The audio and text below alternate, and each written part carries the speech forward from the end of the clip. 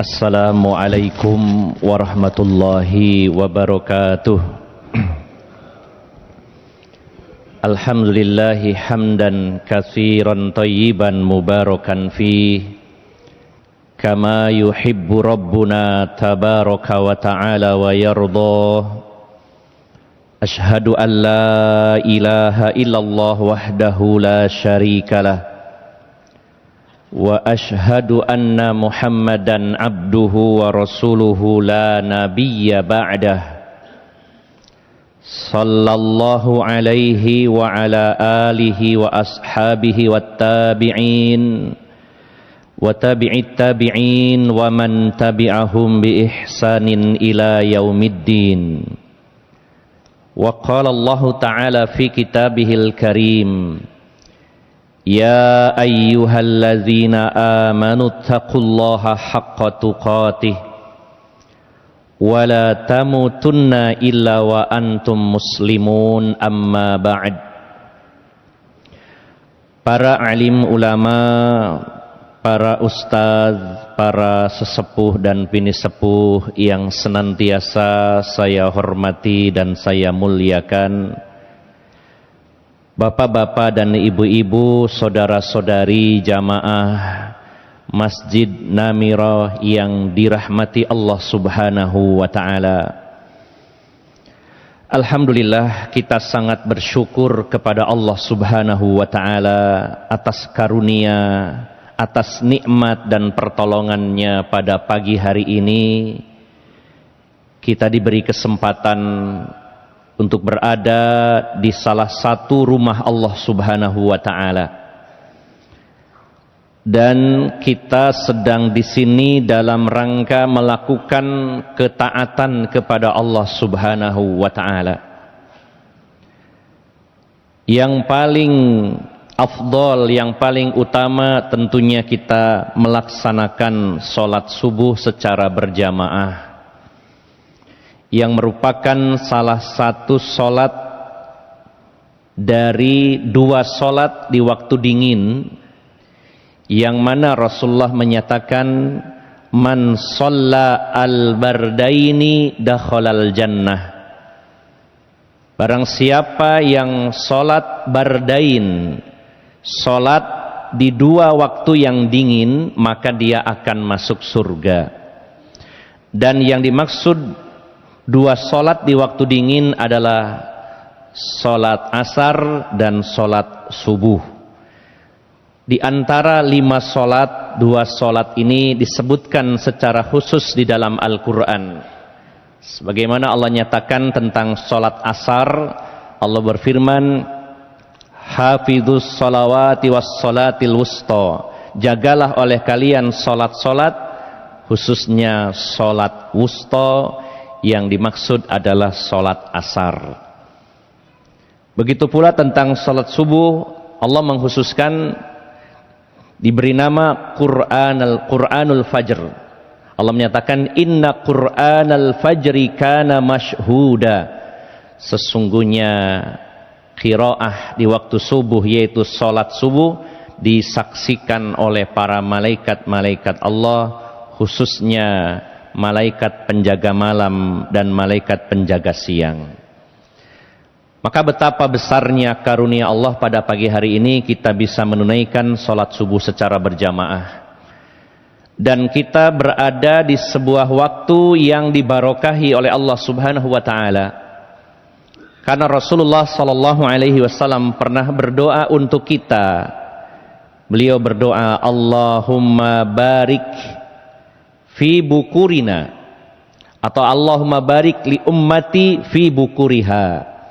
Ya Allah, berikanlah barokah untuk umatku di waktu pagi hari.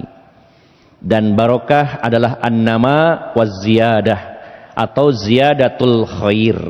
Barokah itu bertambahnya kebaikan-kebaikan. Alhamdulillah, pada pagi hari ini kita melaksanakan sholat subuh berjamaah di waktu yang dibarokahi oleh Allah Subhanahu wa ta'ala. Dan satu lagi Bapak Ibu jamaah sekalian, waktu yang paling kondusif untuk mendapatkan nasihat-nasihat atau tausiah agama adalah selesai sholat subuh. Kita pernah mengingat bagaimana sahabat Al-Irbad bin Sariyah menceritakan satu momen di mana Rasulullah memberikan nasihat kepada para sahabat, dan pada saat nasihat ini disampaikan maka hati para sahabat bergetar dan bercucuran air mata mereka. Sahabat Al-Irbad bin Sariyah pernah menceritakan, wa'azona Rasulullah sallallahu alaihi wasallam mau'izatan wajilat minhal qulub wa darafat minhal uyun. Rasulullah sallallahu alaihi wasallam pernah memberikan mau'izah, nasihat kepada kami yang pada saat itu bergetar hati kami dan bercucuran air mata kami. Sampai ada di antara kami yang berkata kepada Rasulullah sallallahu alaihi wasallam, ya Rasulullah, ka'annaha mau'izatun muwaddi fa'ausina. Ya Rasulullah, kami menangkap sinyal seolah sepertinya ini adalah nasihat-nasihat terakhir Anda. Berilah kami wasiat wahai Rasulullah. Lalu Rasulullah berpesan dengan 4 hal, yaitu tentang takwa, ketaatan kepada pemimpin, kemudian kewajiban mengikuti sunnah Nabi SAW dan sunnah Khulafaur Rasyidin, dan peringatan akan bahaya perkara-perkara baru dalam urusan agama ini. Maka para ulama menjelaskan mengapa para sahabat sampai bergetar hatinya dan bercucuran air mata mereka. Ada 4 faktor yang menyebabkan. Yang pertama, karena pematerinya adalah Rasulullah Muhammad sallallahu alaihi wasallam, nabi yang terakhir yang memiliki salah satu atau diberi mukjizat, di antaranya jawami'ul kalim, diberi kemampuan menyampaikan perkataan yang simpel, yang singkat tapi dalam maknanya. Beliau adalah seorang orator ulung. Beliau adalah seorang narasumber yang kemampuan berbicaranya tentu di atas rata-rata. Bergetar hati para sahabat, menangis mereka karena yang pertama pembicaranya hebat, yaitu Rasulullah sallallahu alaihi wasallam. Yang kedua, karena audiennya juga hebat. Para pendengarnya adalah manusia-manusia hebat, generasi terbaik umat ini, yaitu para sahabat Nabi sallallahu alaihi wasallam. Dan yang ketiga adalah tema yang disampaikan beliau pada saat itu adalah tema yang benar-benar mendalam. Para sahabat merasakan ini kayaknya nasihat terakhir Rasulullah, sehingga bergetar hati para sahabat dan bercucuran air mata mereka. Nah, yang terakhir, para ulama menjelaskan, selain pembicaranya hebat, pendengarnya juga hebat, temanya juga hebat, maka satu poin lagi, momennya waktu itu adalah selesai sholat subuh. Rasulullah menyampaikan nasihat selesai sholat subuh.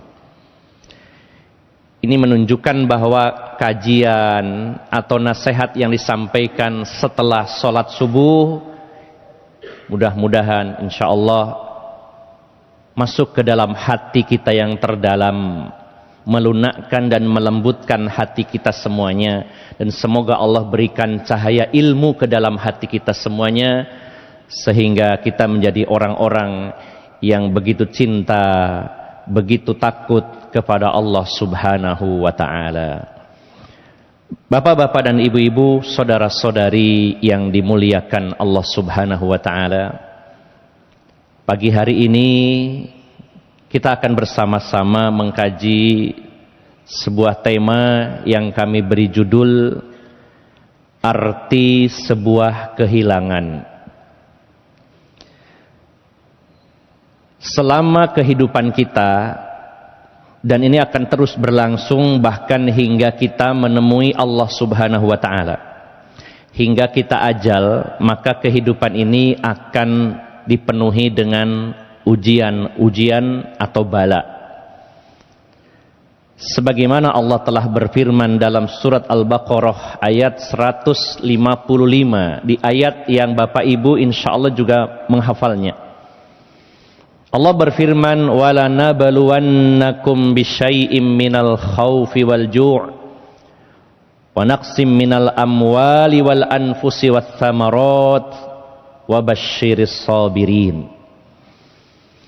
Dan sungguh benar-benar kami akan menguji kalian dengan sedikit rasa takut dan lapar, dan kami akan menguji kalian dengan hilangnya atau minimal berkurangnya harta dan jiwa dan buah-buahan, dan berilah kabar gembira kepada orang-orang yang sabar.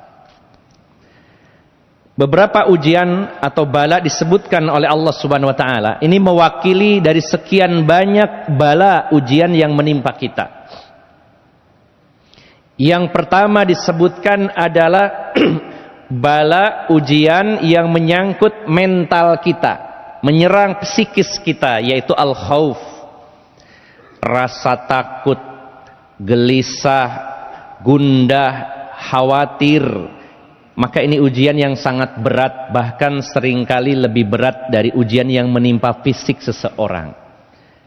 Ketika seseorang ini diserang mentalnya, diserang psikisnya atau diuji psikisnya, tidak jarang di antara kita semua tidak bisa menikmati makanan, tidak bisa tidur nyenyak, bahkan fisik pun terpengaruh menjadi kurus dan sakit-sakitan ketika Allah uji mental atau psikis kita dengan rasa takut, khawatir, gelisah dan semacamnya.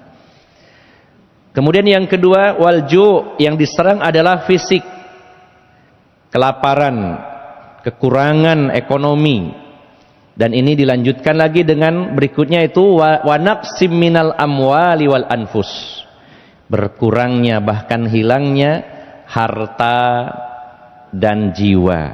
Nah, Bapak Ibu jamaah sekalian yang dimuliakan Allah Subhanahu wa taala, maka salah satu ujian, dan ini adalah deretan ujian yang terberat yaitu ketika kita diuji oleh Allah dengan kehilangan orang-orang yang kita sayangi, orang-orang yang kita cintai. Ketika menjelaskan ayat ini, Syekh Abdurrahman bin Nasir As-Sa'di rahimahullah dalam tafsirnya Taisir Karimi Rahman, beliau mengatakan, wal anfus, yang dimaksud berkurangnya jiwa adalah zihabul ahbabi minal auladi wal aqaribi wal ashab, yaitu perginya orang-orang yang kita cintai, baik itu anak-anak kita ataukah kerabat keluarga kita atau teman-teman kita. Dan yang dimaksud kepergian di sini adalah kepergian untuk selama-lamanya, pergi dari alam dunia, yaitu dengan meninggalkan alam dunia ini.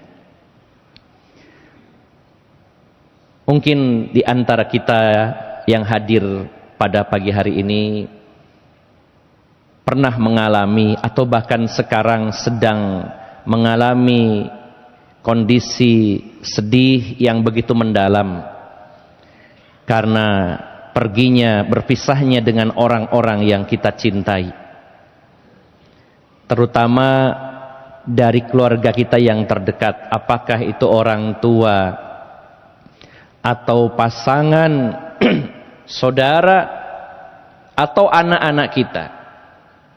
Ini ujian yang sangat berat Bapak Ibu jamaah sekalian. Kehilangan orang yang kita sayangi. Dan di antara orang-orang yang kita sayangi tentu ada ranking, ada level yang berbeda-beda. Dan alangkah beratnya ketika kita kehilangan orang yang paling kita sayangi di antara orang-orang yang kita sayangi.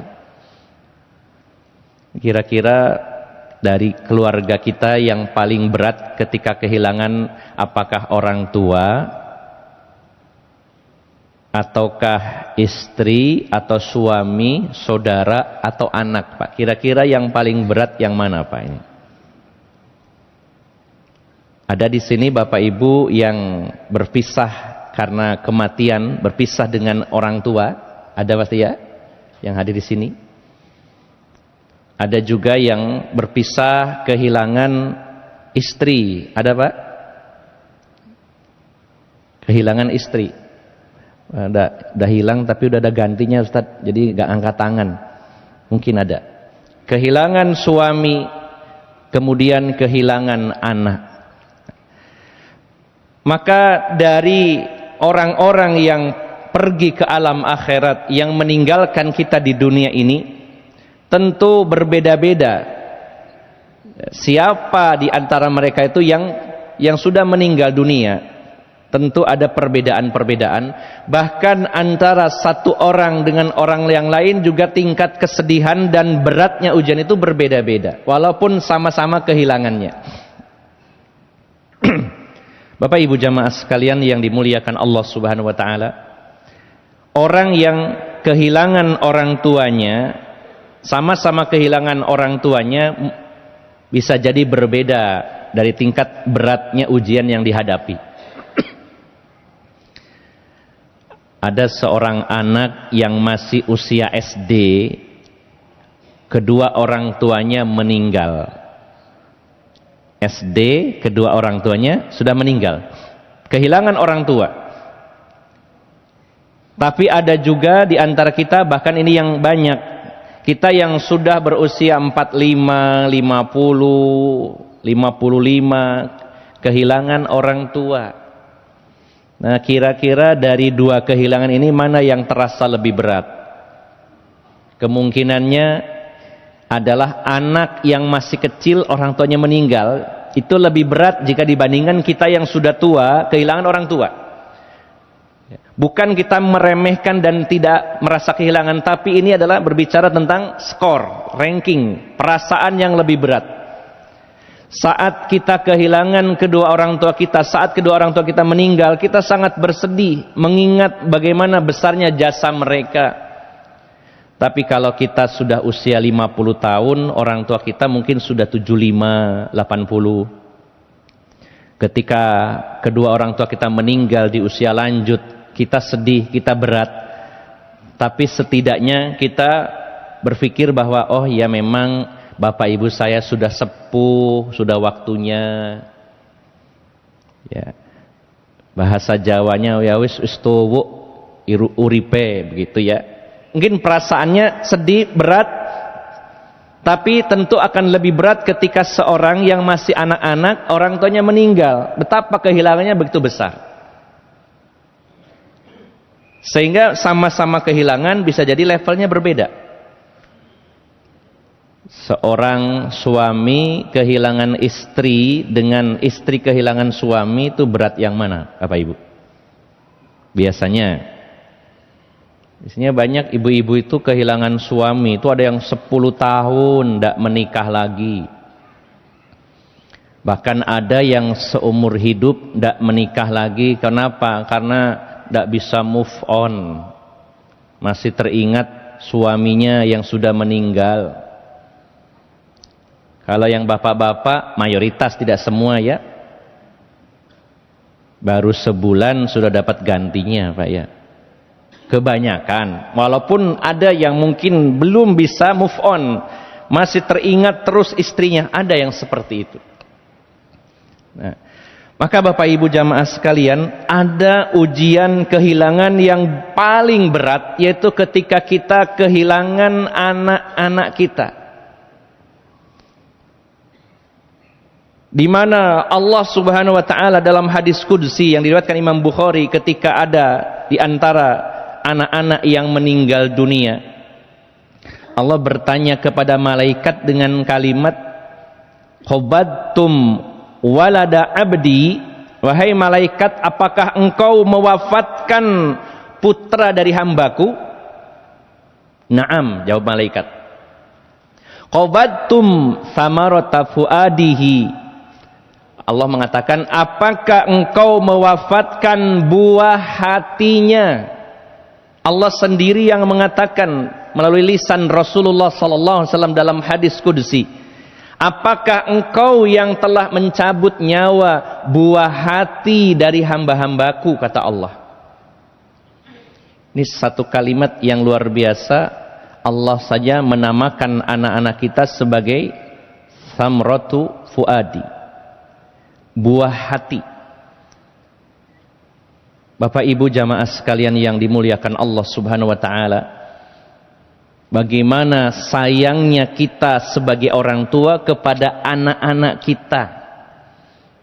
Coba ibu-ibu itu dalam merawat anak-anaknya, mulai dari mengandungnya yang begitu berat, melahirkan, bersimbah darah, taruhan nyawa. Banyak di antaranya yang melahirkan itu sampai koma, sampai mati suri, bahkan yang meninggal dunia.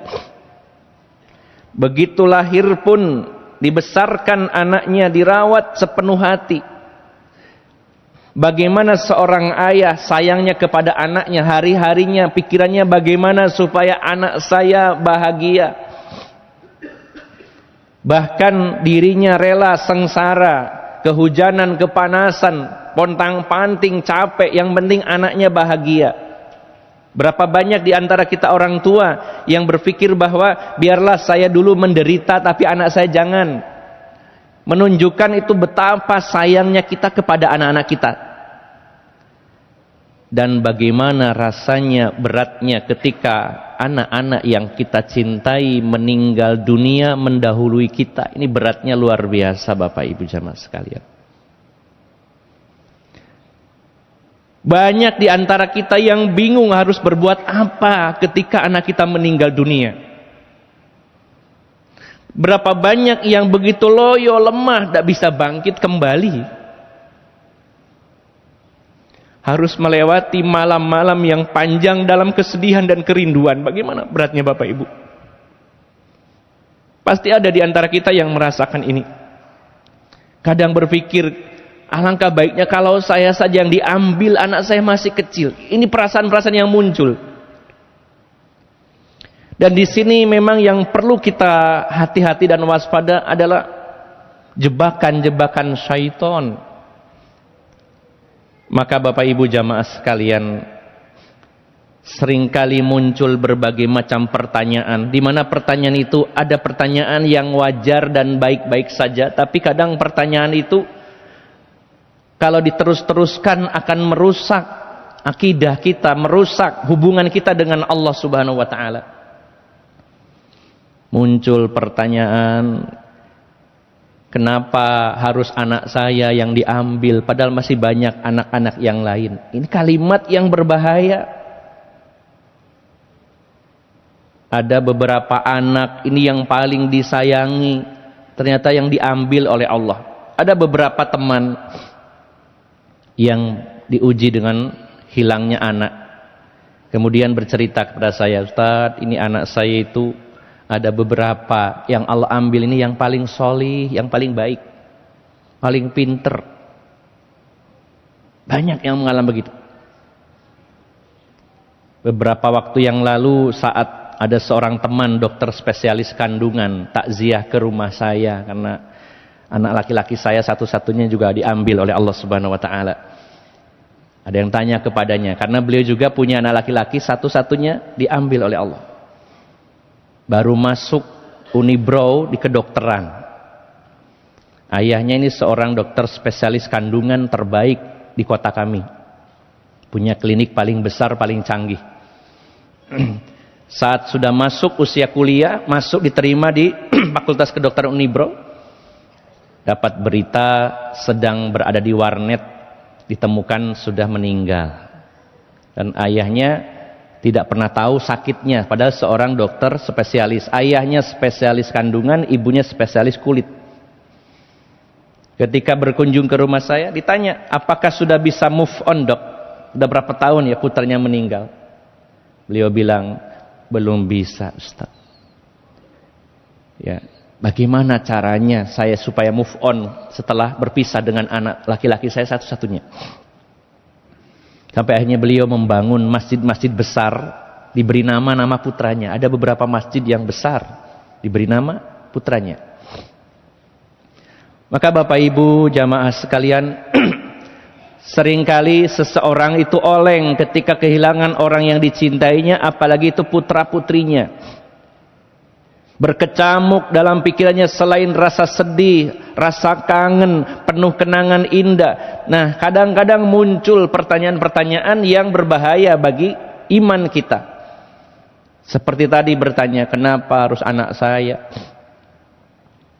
Kenapa tidak saya saja? Kenapa anak yang ini yang diambil, padahal ini yang paling saya sayangi? Kadang menyalahkan diri sendiri, kenapa dulu saya kurang sigap, saya kurang cepat berobatnya, kenapa begini, terus menghantui. Nah, Bapak Ibu jamaah sekalian, hal ini pada dasarnya ketika seseorang sedih, pada dasarnya itu adalah manusiawi, tapi ini harus diluruskan. Ada hal-hal mana yang dibolehkan saat kita kehilangan seseorang, dan ada hal-hal yang tidak dibolehkan. Nah, lalu mengerucut semua itu pertanyaannya, apa arti kehilangan ini ya Allah bagi saya? Sebenarnya ada apa di balik semua ini ya Allah? Kenapa anak saya yang masih muda sudah diambil, sedangkan saya sudah tua, masih seger buger ya Allah? Saya juga tidak boleh berharap kematian menyusul anak saya, tapi betapa beratnya. Ada apa di balik ini semua?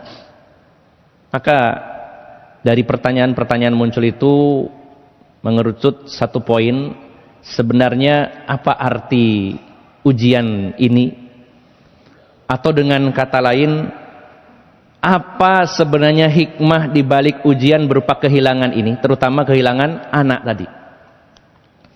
Maka Bapak Ibu jamaah sekalian, pada pagi hari ini kita akan mencoba mengungkap arti dari sebuah kehilangan. Semoga ini menjadi pelipur lara, menjadi penghilang duka, dan semuanya tentu atas pertolongan Allah Subhanahu wa taala. Bapak Ibu jamaah sekalian, pada dasarnya ini rahasia Allah. Kita tidak tahu apa yang Allah rencanakan dengan diambilnya orang-orang yang kita cintai. Namun kita sebagai seorang muslim yang setia mengikuti dan berpijak kepada Al-Quran dan Sunnah Rasulullah SAW, kita hanya berusaha mencoba menggali sebenarnya apa hikmah dan arti dari semua ujian ini. Sehingga kalau kita setidaknya, walaupun tidak bisa memastikan sebenarnya ada rencana apa di balik ini, rencana Allah Subhanahu wa taala, tapi setidaknya dengan mendapatkan gambaran dari ayat-ayat Al-Qur'an dan hadis-hadis Nabi sallallahu alaihi wasallam, kita lebih tenang lagi dan bisa ikhlas dengan seikhlas-ikhlasnya ketika kehilangan orang-orang yang kita cintai. Yang pertama, Bapak Ibu jamaah sekalian, tidak ada teladan yang terbaik bagi kita selain Rasulullah Muhammad sallallahu alaihi wasallam. Kalau kita mengkaji kitab Kaifa Amalahum, karya dari Syekh Soleh Al-Munajjid, pembahasan tentang bagaimana seni berinteraksinya Rasulullah sallallahu alaihi wasallam dengan berbagai lapisan masyarakat. Maka di bab-bab awal beliau menyebutkan mengapa kita harus menjadikan Rasulullah sallallahu alaihi wasallam sebagai teladan, sebagai contoh. Di antaranya alasannya yang pertama, karena itu memang perintah Allah Subhanahu wa taala. Allah yang merekomendasikan agar beliau dijadikan teladan oleh kita. Sebagaimana dalam surat Al-Ahzab ayat 21, Allah menyatakan, laqad kana lakum fi rasulillahi uswatun hasanah.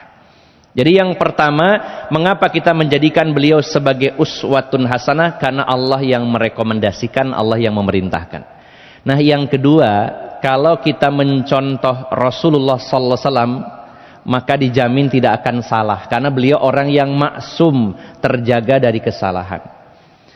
Kalau kita mencontoh, meneladani, meniru orang lain selain beliau, ada kemungkinan yang kita contoh itu berada di atas kebenaran, ada kemungkinan di atas kesalahan.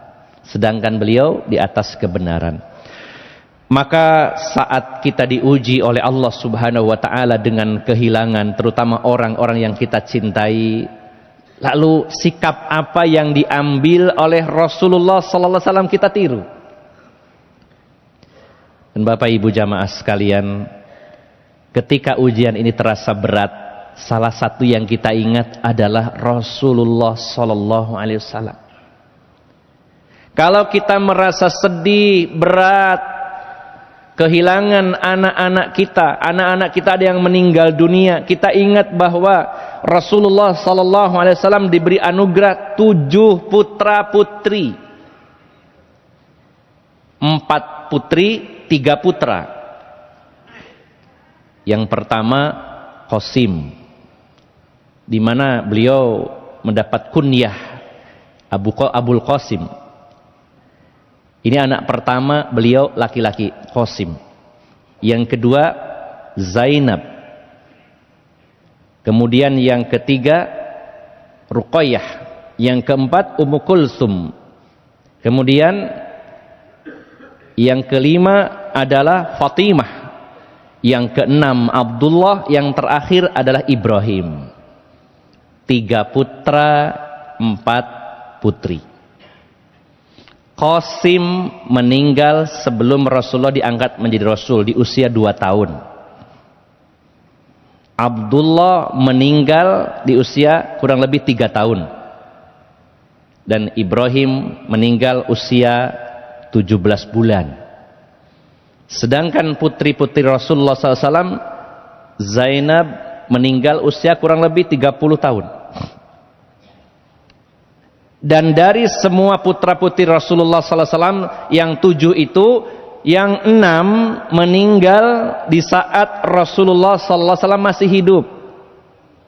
Yang tersisa setelah wafatnya Rasulullah adalah Fatimah, dan itu pun 6 bulan kemudian meninggal menyusul Rasulullah SAW. Artinya Bapak Ibu jamaah sekalian, Rasulullah itu manusia terbaik, manusia paling dicintai oleh Allah, tapi beliau diuji dengan kehilangan putra-putri beliau. Bahkan hampir seluruh putra-putri beliau meninggal lebih dahulu. Dari 7, 6 putra-putri beliau meninggal lebih dulu.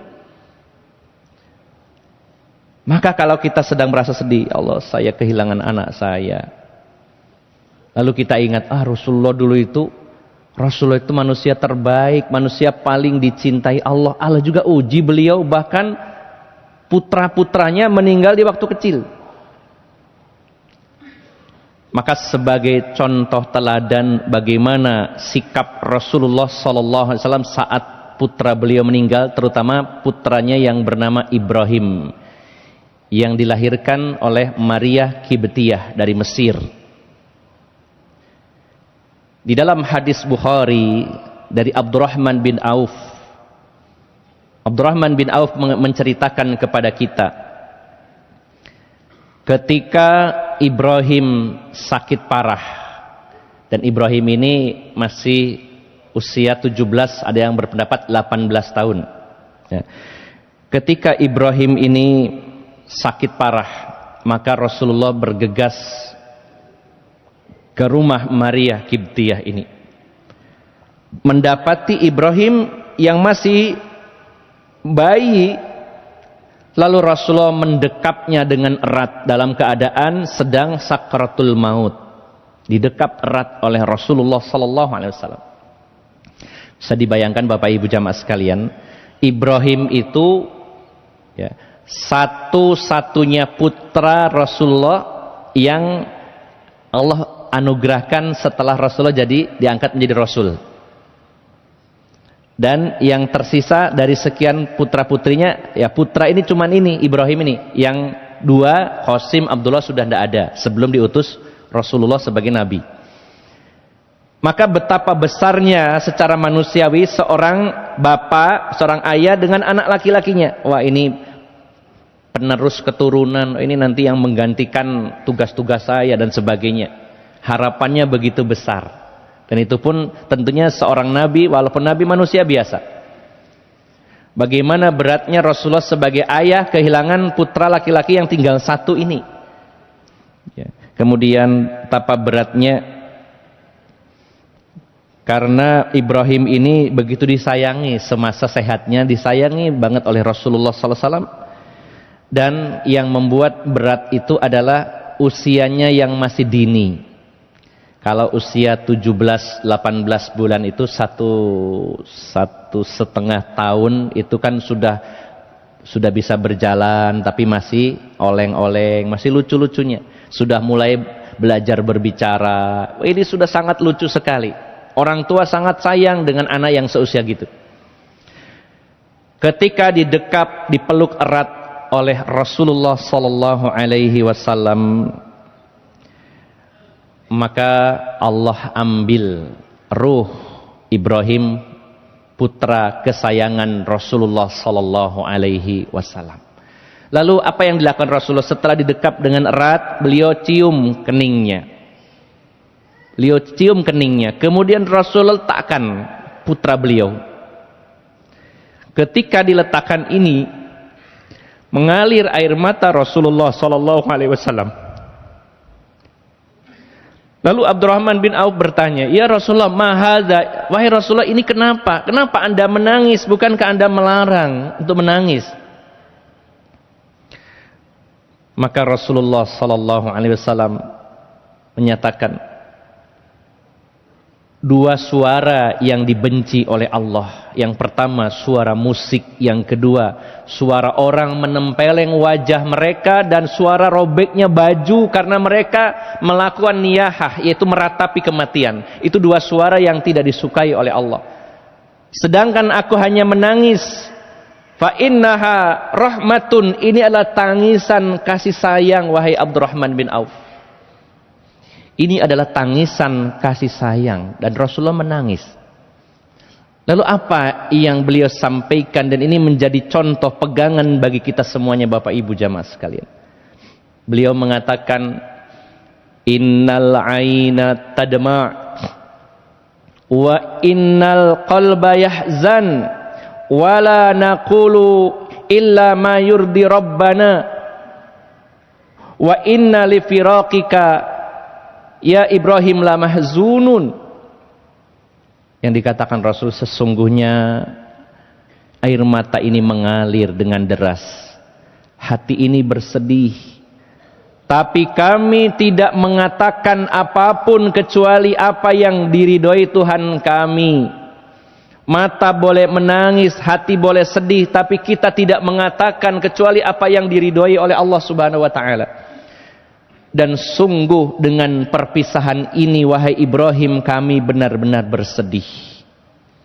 Maka Bapak Ibu jamaah sekalian, ini yang dilakukan Rasulullah SAW. Beliau bersedih, beliau menangis, hatinya sedih, tapi tidak melakukan niyahah, meratapi dengan mengatakan kenapa. Seolah tidak terima dengan keputusan Allah Subhanahu wa taala. Seolah-olah menyalahkan Allah Subhanahu wa taala, berburuk sangka kepada Allah, kenapa Allah tega dan sebagainya. Tidak ada satupun ucapan beliau kecuali ucapan yang diridhoi oleh Allah Subhanahu wa taala. Ini yang pertama. Maka yang kita lakukan adalah sebagaimana yang dilakukan suri toladan kita yang terbaik, yaitu Rasulullah Muhammad sallallahu alaihi wasallam. Yang kedua Bapak Ibu jamaah sekalian, lalu arti kehilangan. Pada dasarnya Bapak Ibu, sebenarnya ini hanya judul, tapi pada asalnya ini bahasa populer kehilangan. Ketika ada orang yang meninggal dunia disebut kehilangan.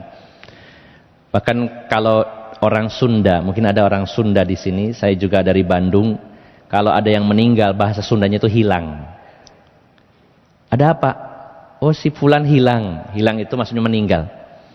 Namun sebenarnya Bapak Ibu jamaah sekalian yang dimuliakan Allah Subhanahu wa taala, sejatinya orang-orang yang kita cintai yang sudah meninggal dunia itu tidak hilang. Namun mereka berangkat lebih dulu. Kenapa? Karena sebenarnya tujuannya sama dengan kita.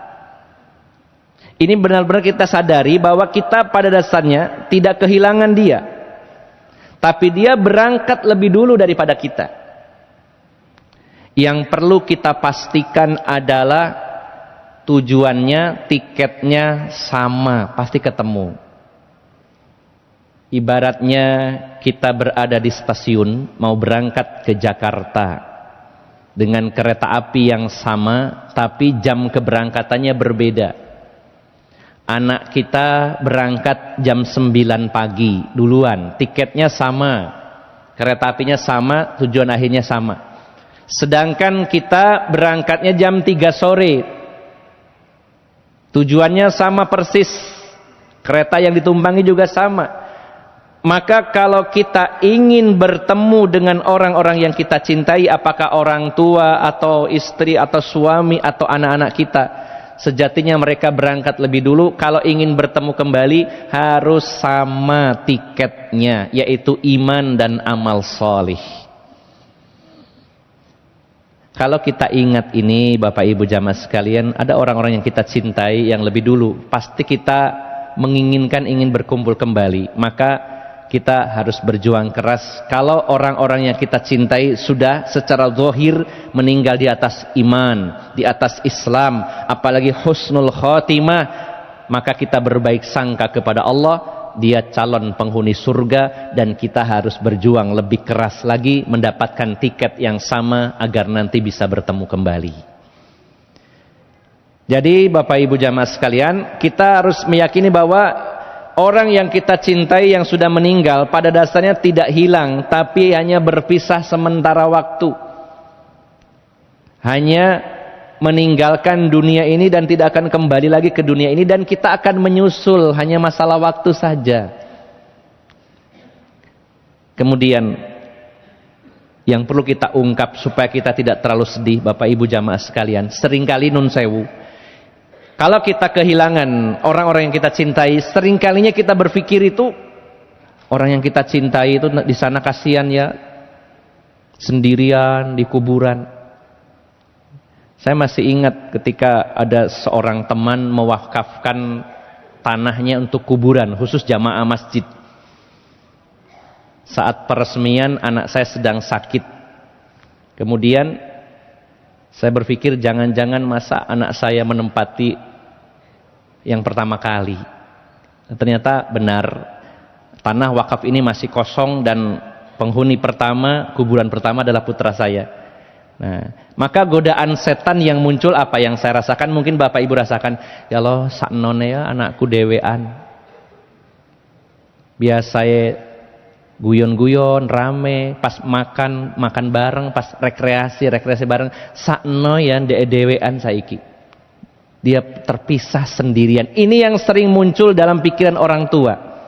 Nah ini Bapak Ibu jamaah sekalian harus segera kita luruskan. Kita sering merasa tambah sedih, kehilangannya sedih, tapi tambah sedih adalah karena membayangkan hal-hal yang tidak enak.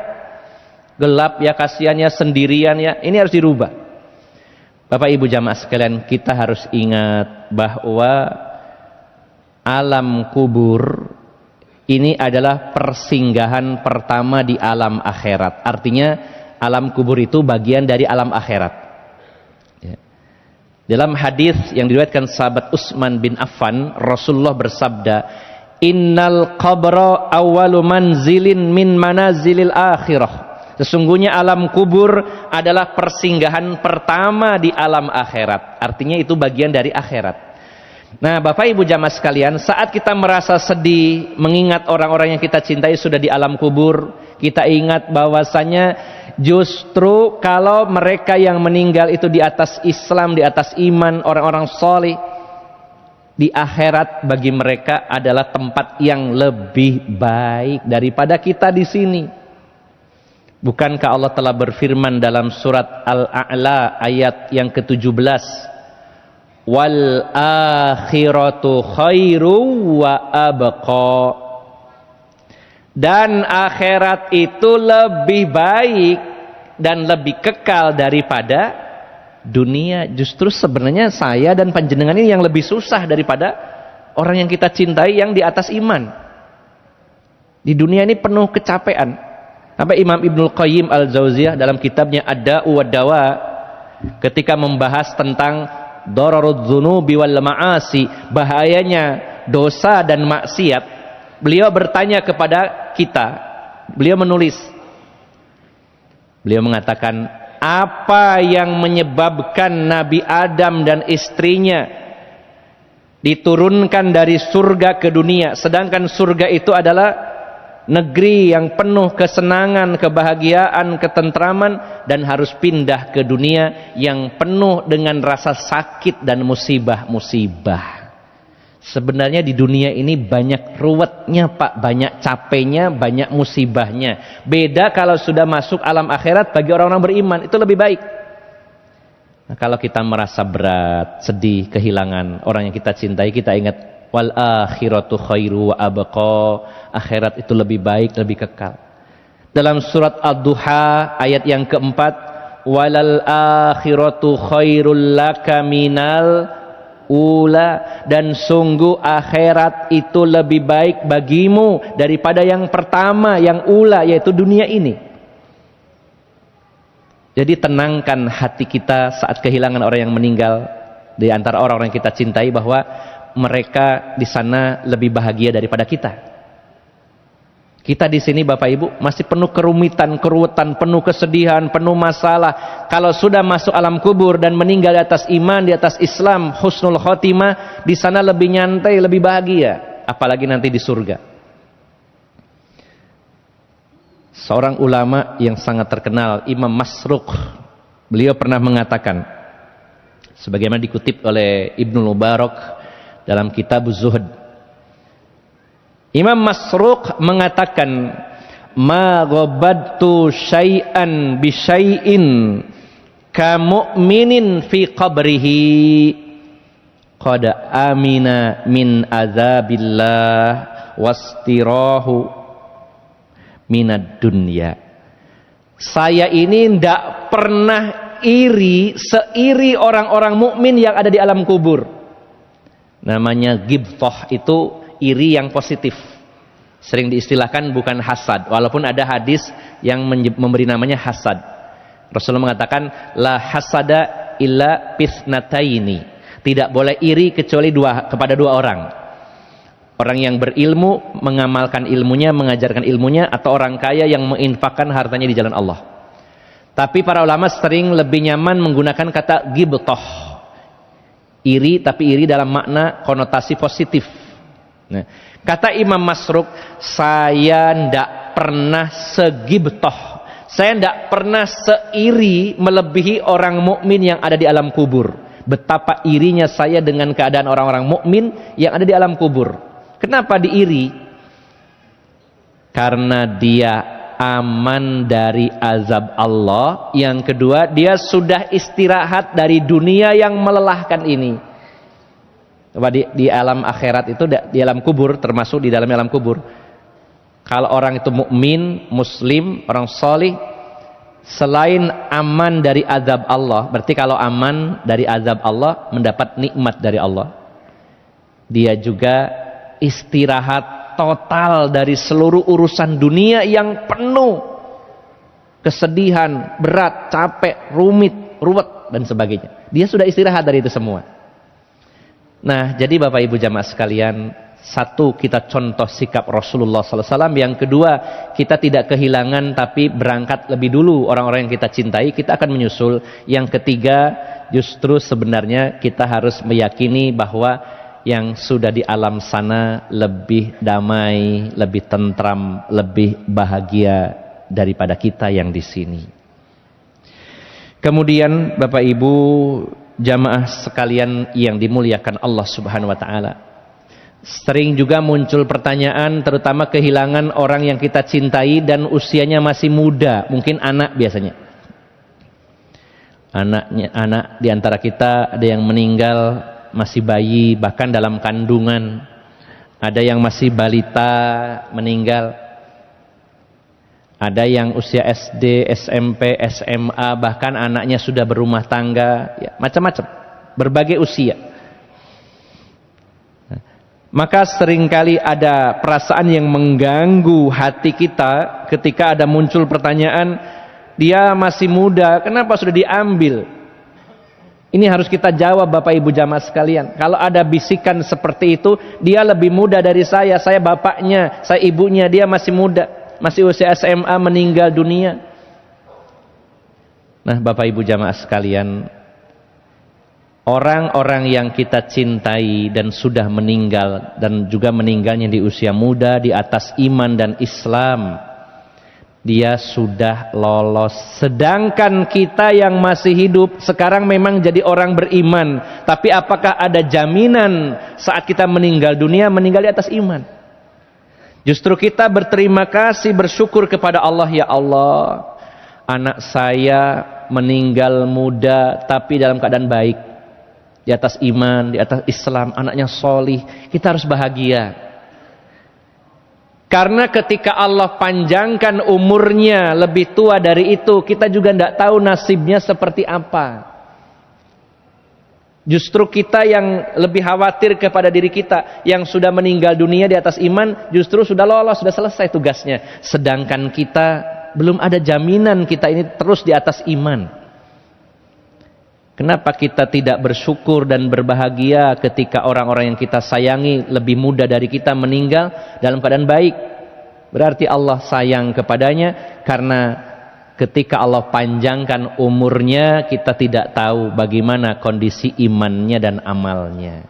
Kita berbaik sangka kepada Allah, oh Allah ambil lebih awal, karena Allah tahu saat yang tepat untuk mengambilnya dalam keadaan yang terbaik.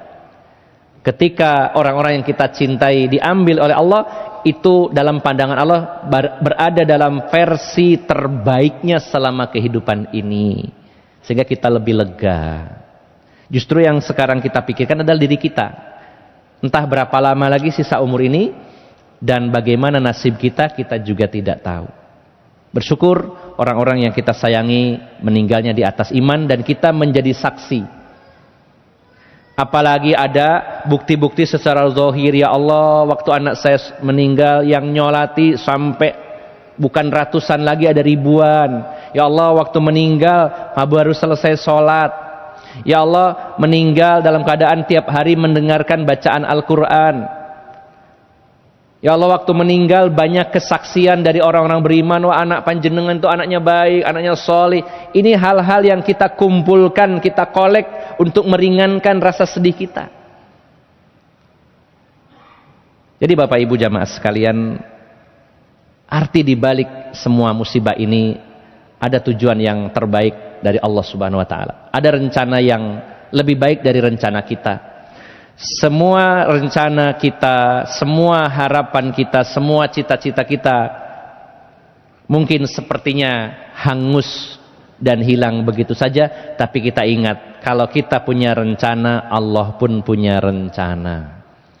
Jika rencana kita ini meleset, berarti yang sedang berjalan ini adalah rencananya Allah.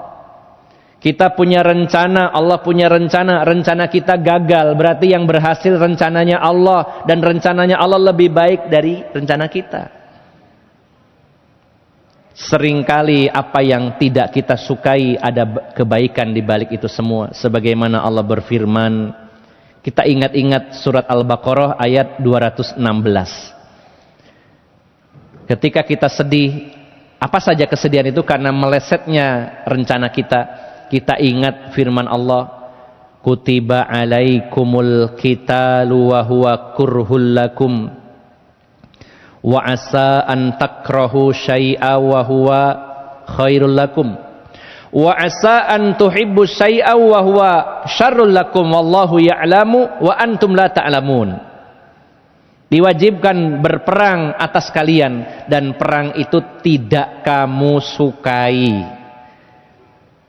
Nah, yang kita garis bawahi kalimat boleh jadi sesuatu yang kamu tidak sukai, ada kebaikan di sana. Dan boleh jadi apa yang kamu sukai, yang kamu cintai, ada keburukan di balik itu semua. Allah yang lebih tahu, sedangkan kalian itu tidak tahu. Kalau kita diuji dengan kehilangan orang-orang yang kita cintai, kita merasa kenapa diambil, dia masih muda. Allah punya rencana yang rencananya lebih baik dari rencana kita. Apakah hikmahnya itu langsung Allah tunjukkan sekarang ataupun mungkin di kemudian hari? Tapi pasti bahwa yang Allah putuskan, Allah tidak menzolimi hamba-hambanya. Allah mencintai kita orang-orang beriman. Allah mencintai orang-orang yang bertakwa. Kalau kita sudah beriman, bertakwa, berbuat ihsan, berbuat baik, Allah menyatakan dalam surah Al-Baqarah ayat 195, wa ahsinu innallaha yuhibbul muhsinin. Berbuat baiklah karena Allah mencintai orang-orang yang berbuat baik. Kalau kita sudah berbuat baik, kita positive thinking, Allah cinta kita. Kalau Allah cinta, tidak mungkin Allah jahat, tidak mungkin Allah mendolimi kita.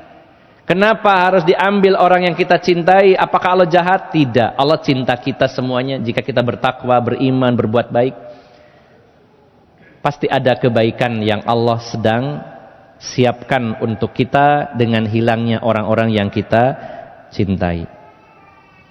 Berikutnya Bapak Ibu jamaah sekalian, apa arti dibalik sebuah kehilangan? Di sini ternyata luar biasa Bapak Ibu.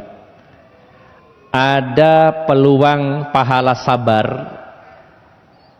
Yang kedua, dihapuskannya kesalahan-kesalahan dan dosa-dosa kita di masa lalu. Ketika kita diuji dengan sesuatu termasuk kehilangan orang yang kita cintai, lalu kita sabar. Sedangkan orang yang sabar, pahalanya tak terbatas. Allah nyatakan, innama yuwaffas sabiruna ajrahum bighairi hisab.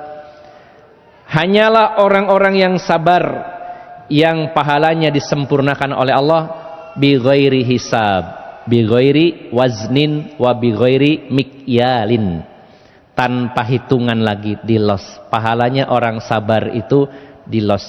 Ketika Allah uji kita, salah satunya dengan kehilangan orang yang kita cintai, dan kita sabar, pahalanya terus los.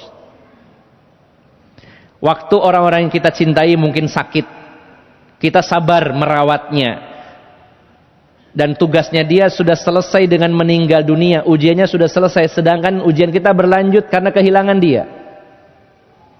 Orang-orang yang sakit, orang tua kita, istri, suami, anak, saudara yang kita rawat, kita butuh sabar merawatnya. Yang sakit juga butuh sabar. Tapi orang yang sakit lalu meninggal, ujiannya selesai sedangkan kita masih berlanjut, yaitu sabar dengan ujian kehilangan. Pahalanya terus mengalir.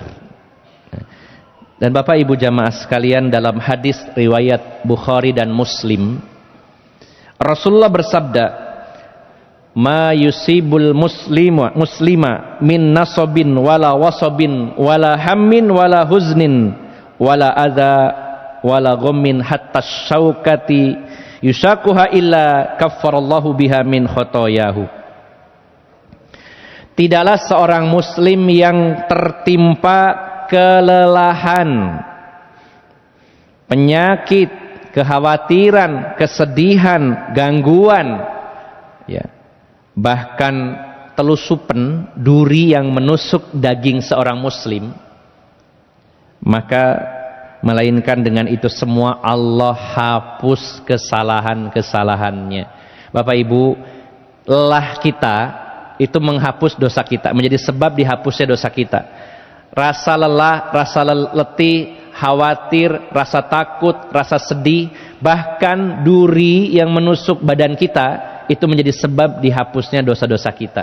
Bapak Ibu jamaah sekalian, kalau duri yang kecil saja menjadi sebab dihapusnya dosa kita, bagaimana dengan rasa sedih, pedih yang mendalam kehilangan orang yang kita cintai? Tentunya lebih banyak lagi dosa dan kesalahan kita yang dimaafkan, diampuni oleh Allah ketika kita bersabar dengan ujian ini. Yang terakhir, Bapak Ibu jamaah sekalian, kalau kita diuji kehilangan orang yang kita cintai, maka setelah kita berjuang supaya tetap istiqomah di atas Islam, di atas iman, dan kita berharap meninggal di atas Islam, di atas iman, dalam keadaan husnul khotimah, maka kita akan kembali bertemu dan berkumpul di dalam surganya Allah Subhanahu wa ta'ala dengan orang-orang yang kita cintai. Bukankah sahabat Anas bin Malik pernah menceritakan kepada kita sebuah kejadian ketika Rasulullah keluar dari Masjid Nabawi dihampiri oleh seorang laki-laki, sebagaimana tercantum dalam hadis Bukhari dan Imam Tirmizi. Seorang laki-laki menghampiri Rasulullah sallallahu alaihi wasallam, lalu bertanya kepada Rasulullah sallallahu alaihi wasallam, "Ya Rasulullah, matas sa'ah, wahai Rasulullah, kapan terjadinya kiamat wahai Rasulullah?" Rasulullah balik bertanya, "Apa yang kamu siapkan untuk menyongsong kiamat?" Orang ini mengatakan, "Ya Rasulullah, saya tidak menyiapkannya dengan banyaknya sholat, puasa, dan sodakoh saya. Sholat saya, ya puasa saya, sodakoh saya biasa-biasa saja. Tapi saya punya satu modal untuk menghadapi hari kiamat wahai Rasulullah, yaitu aku sangat mencintai Allah dan engkau Rasulullah." Lalu apa yang disabdakan Rasulullah? "Anta ma'aman ahbabta." Engkau di akhirat akan bersama dengan orang-orang yang kau cintai. Siapa yang di dunia ini engkau cintai, kelak kamu akan bersama dia di akhirat. Jadi kalau kita kehilangan orang yang kita sangat sayangi dan kita cintai dari orang-orang beriman, termasuk keluarga kita, kita mencintainya dan mereka di atas iman, kita akan bersama mereka lagi di dalam surganya Allah Subhanahu wa ta'ala. Sebagai penutup, di dalam surat Ar-Ra'd surat 13 ayat 23 Allah berfirman, "Jannatu adnin yadkhulunaha wa man salaha min abaihim wa azwajihim wa dzurriyyatihim wal malaikatu yadkhuluna alaihim min kulli bab." Surga Aden yang mereka masuk ke dalamnya bersama dengan orang-orang yang salih dari bapak-bapak mereka, pasangan-pasangan mereka, anak cucu mereka, sedangkan para malaikat masuk ke tempat-tempat mereka dari semua pintu. Surga Aden yang mereka masuk ke dalamnya bertemu kembali, reuni kembali dengan ayah, ibu, atau kakek, nenek mereka, bertemu dengan pasangan, apakah istri atau suami mereka, dan bertemu dengan anak cucu mereka. Ada penjelasan dari para ulama bahwa bertemu di sini adalah dengan keluarga yang dikenalnya waktu di dunia. Ya, karena kalau kita bersama dengan nenek moyang kita tidak tahu, belum pernah ketemu di dunia ini. Dengan buyut kita saja belum tentu kita bertemu. Ada yang punya buyut tapi ada yang enggak. Ya paling tidak kakek, bahkan ada yang tidak pernah tahu kakek neneknya. Saat lahir kakek neneknya sudah tidak ada. Maka yang dikumpulkan di dalam surga kalau sama-sama soleh, sama-sama beriman adalah orang-orang dari keluarga kita yang kita kenal di dunia ini. Lalu bagaimana cara bertemu dan berkumpulnya? Bapak Ibu jamaah sekalian, di dalam hadis Bukhari Rasulullah menjelaskan bahwa surga itu ada 100 level, ada 100 tingkat. Tingkat yang tertinggi adalah surganya Rasulullah SAW dan para nabi dan rasul yang lainnya. Dari surga yang tingkat ke-99 melihat istananya Rasulullah seperti bintang yang berkelap-kelip. Lantas setiap orang kualitas dan levelnya berbeda-beda. Bisa jadi seseorang itu, seorang laki-laki, seorang ayah ada di surga level 95, sedangkan istrinya ada di level 80, anaknya di level 50, cucunya di level 30. Di mana mereka akan dipertemukan? Apakah di rata-rata 95, 80, 50, 40, 30 ditambahkan, dibagi? Maka penjelasan dari para ulama tafsir, mereka akan dikumpulkan pada level yang tertinggi di antara pencapaian yang ada di antara mereka. Kalau tadi 95 levelnya, maka istrinya, anaknya, cucunya semua akan ikut naik, dikumpulkan di satu titik di surganya Allah Subhanahu wa ta'ala. Jadi Bapak Ibu jamaah sekalian, yang perlu kita pastikan, kita usahakan adalah kalau orang-orang yang kita cintai sudah meninggal dan kita tahu secara zahir di atas iman dan Islam, kita berusaha maksimal nanti harus meninggal juga di atas Islam, di atas iman, kalau bisa melampaui prestasi ibadahnya daripada orang yang sudah mendahului kita, agar kita bisa ketemu lagi di surganya Allah Subhanahu wa taala. Dan itu tidak lama lagi Bapak Ibu jamaah sekalian. Nah, sebagai tambahan ada pertanyaan, wah nek nang swarga kesuwen selak kangen. Bukankah perjalanan menuju surga itu kan lama, panjang? Di padang mahsyar saja menunggunya itu 50.000 tahun. Belum proses hisabnya, belum nanti pemberian catatan amal, belum di mizannya, belum di jembatan sirotnya, belum di kintorohnya dan lain-lain. Wah, kok lama banget ya, sedangkan sudah rasa kangen ini sudah begitu besar. Ada pertanyaan, apakah di alam kubur bisa ketemu dengan orang-orang yang kita cintai? Kan enak kalau ketemunya di alam kubur, begitu meninggal langsung ketemu lagi. Bapak Ibu jamaah sekalian, para ulama khilaf, berbeda pendapat. Sebagian, sebagaimana diantaranya Imam Ibnul Qayyim Al-Jauziyah rahimahullah di dalam kitabnya Ar-Ruh, dan juga diantaranya yang lain Imam Al-Qurtubi dalam kitabnya At-Tadhkirah, membawakan hadis-hadis tentang pertemuan orang-orang di alam kubur dengan orang-orang yang dicintai atau saling mencintai.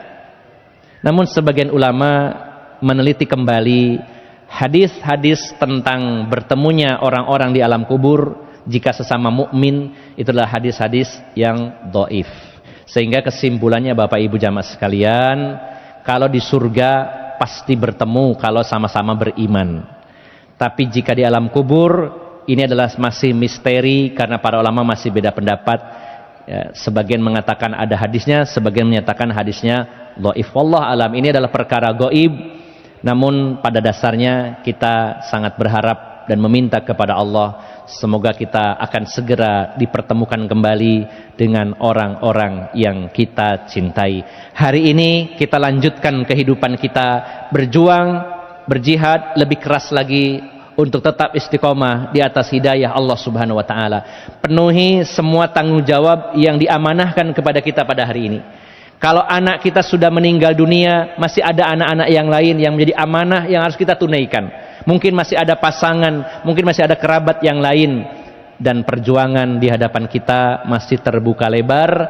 Berjuang semaksimal mungkin, kita berupaya berusaha agar meninggal di atas Islam, di atas iman, agar kelak bisa bertemu kembali dengan orang-orang yang kita sayangi di surganya Allah Subhanahu wa taala. Demikian Bapak Ibu jamaah sekalian, semoga semua ini bisa menjadi penghibur, pelipur lara bagi saya pribadi dan umumnya bagi Bapak Ibu jamaah sekalian. Semoga kita lebih semangat lagi dan bangkit dari keterpurukan, dari rasa sedih yang berlarut-larut. Segera bangkit dan kita banyak memohon, meminta kepada Allah Subhanahu wa taala agar Allah memberikan kekuatan lahir batin kepada kita dan memberikan kemantapan dalam keimanan kita. Demikian, semoga bermanfaat. Mohon maaf atas segala kekurangan. Aqulu qauli hadza wa astaghfirullah li wa lakum wa akhiru da'wana anil hamdulillahi rabbil alamin. Subhanakallahumma wa bihamdika asyhadu an la ilaha illa anta astaghfiruka wa atubu ilaik. Wassalamu alaikum warahmatullahi wabarakatuh.